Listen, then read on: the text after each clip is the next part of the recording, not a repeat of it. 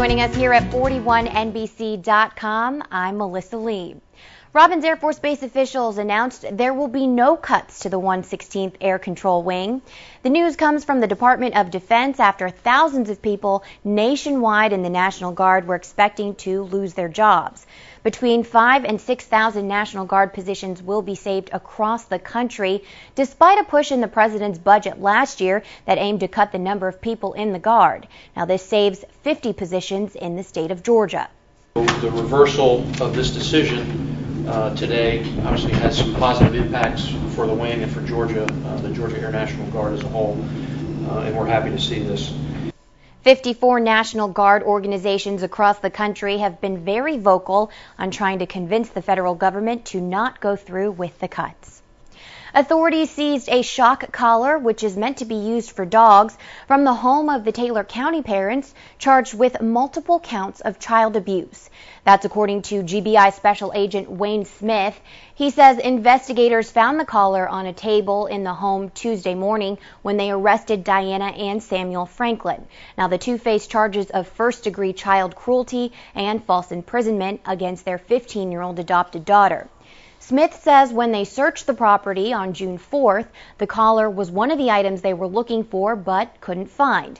Now, the victim described it in one of her interviews, saying her parents used it to punish her. The collar was sent to the lab for DNA testing. 2 Washington County residents were arrested and charged after deputies found crack, marijuana, and other drug materials at their home. 30-year-old Zinta Neal and 32-year-old Sherman Lawrence were both arrested on Tuesday. Washington deputies, along with Tennille police and state probation officers, executed a search warrant at the home on Mount Zion Road in Worthen, and that's when they found $2,700 worth of crack, some marijuana, digital scales, a hookah, and other items. Macon police have released surveillance photos from a business that was robbed Tuesday night, in hopes that you can help identify the suspects. Now, this photo was taken at Top Line on Bloomfield Road around 10:30 Tuesday evening. Police say this man and another man who is not in the photos threatened the clerk with guns. The man seen in this photo went behind the counter and took cash out of the register. Both suspects ran off after the robbery. Now, if you have any information, call Crime Stoppers at 1-877-68-CRIME. A mix-up at the Secretary of State's office is leaving some Monroe County residents confused on where to go to vote.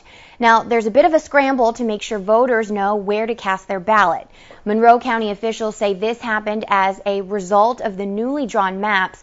Their office didn't have enough time to double-check who lived where because the new lines were approved with very little time to spare before election preparations began.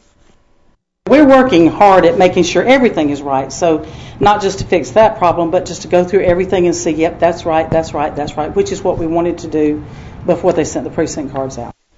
Several streets in Forsyth Landing and Logwall Church Road were affected by the new lines.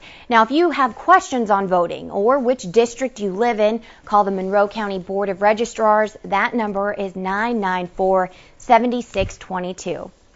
Join us on air tonight for the news at 6 and 11. Have a great Thursday.